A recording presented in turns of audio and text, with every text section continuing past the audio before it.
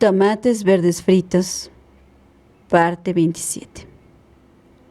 El semanario de Dodwims, semanario de Whistle Stop, Alabama, 12 de diciembre de 1941. Entramos en guerra. Grady Kilgore se ha hecho cargo de la comisión de reclutamiento en Whistle Stop y dice que todos los jóvenes vayan a alistarse. Se diría que últimamente no pasan más que trenes militares y tanques. Me pregunto de dónde habrán salido y hacia dónde irán. Dice Wilbur que la guerra no va a durar más de 6 meses. Espero que, por una vez, acierte. El Jolly Bells Ladies Barbershop Quartet ha sido invitado a participar en la Convención Nacional de Grupos Musicales Femeninos en Memphis, Tennessee, esta primavera, para interpretar sus melodías. El reverendo Scroggins roga al individuo o individuos que está dando su dirección y número de teléfono a quienes quieren whisky que deje de hacerlo, porque su esposa, Arna, que está pasando por una mala racha de los nervios, ya le han dado varios ataques esta semana. Bobby Lee Scroggins se ha alistado en la armada. Por cierto, la estrella del ejército que han pintado en la ventana del café es en honor a Willie Boy Peavy, el hijo de Onsell y de Big George, que es el primer soldado de color de Truthville que se ha alistado. Dodwims. Postdata. Todos se están preparando ya para la nueva representación de teatro navideño, y debido a la escasez de hombres en la ciudad, Opal, yo y Nini Treadgood haremos de Reyes Magos.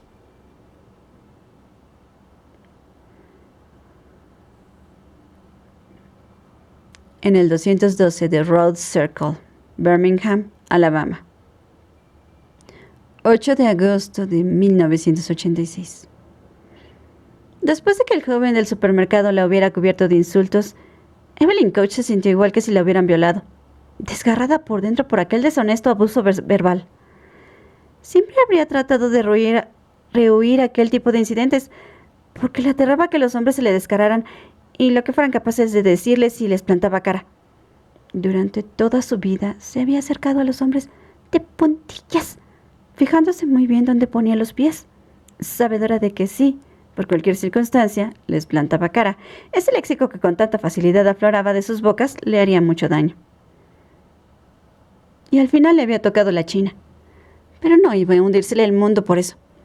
Es más, aquello le incitó a reflexionar. Fue como si la gamberrada de aquel joven la hubiera sacudido interiormente, obligándola a mirar en su interior y hacerse unas preguntas que había eludido hasta entonces por temor a las respuestas. ¿En qué consistía en realidad lo que ella veía como una insidiosa amenaza, como un arma invisible que apuntaba directamente a su cabeza, condicionando su vida? Aquel terror que sentía que la insultaran. De jovencita se había mantenido virgen para que no la llamaran putón. Se había casado para que no la llamaran solterona. Había fingido orgasmos para que no la llamaran frígida. Había tenido hijos para que no la llamaran estéril. No se había hecho feminista para que no dijeran que odiaba a los hombres ni la llamaran tortillera. Y nunca se había sulfurado, ni había levantado la voz para que no la llamaran arpía. Y encima de que se había esforzado por comportarse así, un buen día se topa con un extraño y él la pone a caer de un burro y la cubre de insultos. De esos soez retahíla de insultos que los hombres dedican a las mujeres cuando se cabrean. ¿Por qué siempre insultos con connotaciones sexuales?, se preguntaba Evelyn. ¿Y por qué cuando un hombre quería vejar a otro, lo afeminaba? Era como si, para ellos, ser mujer fuera lo más bajo. ¿Qué hemos hecho nosotras?, se decía ella. ¿Qué hemos hecho para que se nos tenga en este concepto? ¿Por qué habían elegido precisamente el coño para que sonara tan mal? La gente ya no insultaba a los negros. Por lo menos no en su cara. A los italianos ya no los llamaban maricas, ni se hablaba de judiadas, ni se decía aquello de Spanish mañana, tildándolos de vagos, ni se hacía burla de los amarillos, ni de los gabachos, ni de los cabezas cuadradas, ni de los hijos de la Gran Bretaña, en la conversación normal. Todos los grupos tenían quienes los defendían. Pero a las mujeres, los hombres seguían insultándolas. ¿Por qué? ¿Dónde estaba su grupo? No era justo. Y cuando más lo pensaba, más se sulfuraba. Ojalá Edgy hubiera estado a su lado, pensaba Evelyn. No habría permitido que aquel joven la insultara. Estaba segura de que le habría soltado una hostia que lo habría estampado contra el coche. Hizo un esfuerzo para no seguir dando vueltas al asunto porque, de pronto, notaba que empezaba a sentir algo que nunca había sentido y le daba pánico. Con 20 años de retraso respecto a las demás mujeres, Evelyn Couch estaba furiosa. Estaba furiosa consigo misma por sentir ese pánico. Toda aquella ira contenida empezó a expresarse de una extraña y peculiar manera. Por primera vez en su vida deseó ser un hombre, y no por el privilegio de tener ese singular equipamiento tan caro a los hombres. No. Lo que quería era la fuerza física del hombre para haberle podido poner la cara como un mapa a aquel mocoso del supermercado. Claro que no le pasaba inadvertido que, de haber sido un hombre, no la habría insultado. Y fantaseaba con la idea de seguir siendo ella, pero con la fuerza física de 10 hombres, convertida en una superwoman, y se imaginaba dándole tal paliza a aquel deslenguado que lo dejaba allí tirado en el suelo del parking, sangrando, con varios huesos rotos, e implorando piedad. ¡Ja! Y así, a los 48 años, empezó la increíble y secreta vida de la señora Evelyn Couch de Birmingham, Alabama. Muy pocas personas que vieran a aquella mujer de mediana edad, rellenita, pero todavía de buen ver, aquella ama de casa de clase media yendo a la compra, o enfrascada en las labores domésticas cotidianas, podrían sospechar que, en su imaginación, era una capadora de violadores, capaz de reventarle el forro de los cojones a todos los maridos que pegan a sus esposas. Evelyn había elegido para sí, en su secreto mundo interior, un sobrenombre que sembraría el pánico por doquier: Towanda, la vengadora. Y mientras Evelyn trajinaba con la sonrisa en los labios, Towanda agarraba por su cuenta a quienes abusaban de las chiquillas, obligándolos a joder con un coño eléctrico hasta que se les rustiera. Y ponía explosivos en las páginas interiores de Playboy y de Penthouse para que les explotaran al abrirlas. Les daba sobredosis a los camellos y los dejaba morir en plena calle. Obligaba al médico que le había dicho a su madre que tenía cáncer a salir desnudo a la calle, mientras toda la profesión médica, desde el estomatólogo al proctólogo, lo vejaban y lapidaban. Vengadora misericordiosa. Al fin y al cabo, aguardaría hasta el final de su despelotado paseo para machacarle entonces la cabeza con un martillo pilón. Nada era imposible para Towanda. Se retrotraía en el tiempo para soltarle un guantazo al apóstol Pablo, por haber escrito que las mujeres debían guardar silencio. Towanda iba a Roma a echar a patadas al papa de su trono y poner en su lugar a una monja, obligando a que, para variar, fueran los sacerdotes quienes cocinaran y limpiaran para ella. Towanda aparecería en los programas de debate de la tele y con voz pausada, la mirada fría y torciendo el gesto, se enfrentaría a todo aquel que estuviera en desacuerdo, hasta que todos se sintieran tan vencidos por su brillantez que se echaran a llorar y abandonaran el programa. Iría a Hollywood y les ordenaría a los prebostes a contratar a mujeres de su misma edad y no a veinteañeras de cuerpos perfectos. Dejaría que las ratas se comieran vivos a todos los que especulaban con los barrios pobres y enviaría comida y condones y toda clase de medios anticonceptivos a todos los hombres y mujeres de las bolsas de pobreza. Y gracias a su visión y perspicacia, sería conocida en todo el mundo como Towanda la magnánima, desfacedora de entuertos y reina indisputable. Towanda ordenaba que un número igual de hombres y mujeres formaran el gobierno y participaran en las conversaciones de paz. Ella y su equipo de talentos de la farmacopea clínica descubrirían un remedio contra el cáncer e inventarían una píldora que permitiría comer a discreción sin engordar. Se obligaría a la gente a sacarse el carné de concebir, para cuya obtención deberían estar emocional y económicamente preparados. Se acabaría con el hambre y los malos tratos que afectaban a tantas criaturas. Jerry Falwell sería responsable de criar a todos los hijos ilegítimos sin hogar. No se permitiría el exterminio de cachorros de compañía, gato o perro, y se les asignaría un estado para ellos solos. Nuevo México o Wyoming, pongamos por caso.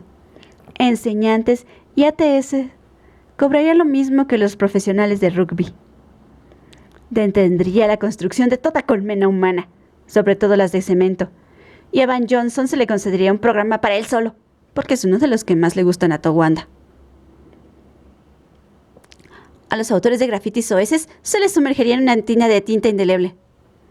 A los hijos de los famosos se les prohibiría escribir libros, y se encargaría personalmente de que todo hombre bueno y buen padre de familia se le regalara un viaje a Hawái y un fuera borda para ir por su cuenta, Y allá que iba Towanda, a la avenida Madison, a controlar todas las revistas de modas. A todas las modelos que pesaran menos de 65 kilos les pegaría fuego y declararía la arruga sexualmente deseable. Los productos lácteos descremados serían borrados de la faz de la tierra, y lo mismo con todos los alimentos de régimen. Ayer mismo, sin ir más lejos, Towanda había emprendido una marcha en solitario hacia el Pentágono y les había quitado todas las bombas y todos los misiles, dándoles a cambio juguetes para que se entretuvieran, mientras sus hermanas rusas hacían otro tanto. Luego se metió en el avance del telediario de las 6 de la tarde y arrambló con todo el presupuesto militar para repartirlo entre todos los estadounidenses de más de 65 años. Towanda se daba tal paliza durante el día que Evelyn caía rendida en la cama por la noche. Y es que no paraba. Aquella misma noche, mientras Evelyn preparaba la cena, Towanda les había aplicado la pena capital a un grupo de proxenetas y productores de películas pornográficas. Y luego, mientras Evelyn lavaba los platos, Towanda se había encargado, ella solita, de hacer saltar por los aires todo Oriente Medio para evitar la Tercera Guerra Mundial. De ahí que al darle Ed una voz desde la salita pidiéndole otra cerveza, sin saber cómo, antes de que Evelyn pudiera mandarla callar, Towanda le gritó, ¿qué te ven por el culo, Ed? Entonces él, sin alterarse lo más mínimo, se levantó del sillón y fue a la cocina. ¿Te encuentras bien, Evelyn?, le dijo.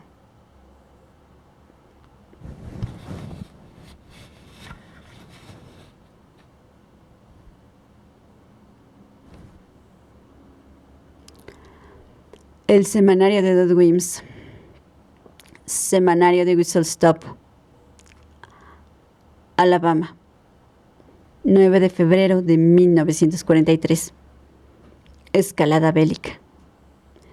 Mi otra mitad viene trabajando el doble de horas, 2 turnos completos, al igual que todos los empleados del ferrocarril, porque en la industria siderúrgica están haciendo muchas horas extras, y llevo una temporada muy sola, pero si él puede sacrificarse por la patria y por nuestros soldados, yo también.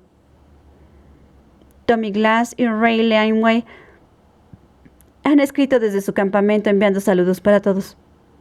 Por cierto, ¿ha visto a alguien en el huerto de Ruth e Itchy allá en la casa donde vivían los padres de Itchy? Dice Itchy que Sipsy plantó judías y han salido grandes como ciruelas.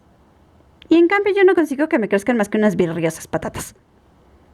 3 de los integrantes del Jolly Bells Ladies Barbershop Quartet, yo y Biddy Louise Otis y Nini Treadgood, fuimos a Birmingham y cenamos en la cafetería Britlings, y luego fuimos al cine solo por ver a nuestra Essie Roll Laneway en las atracciones del entreacto.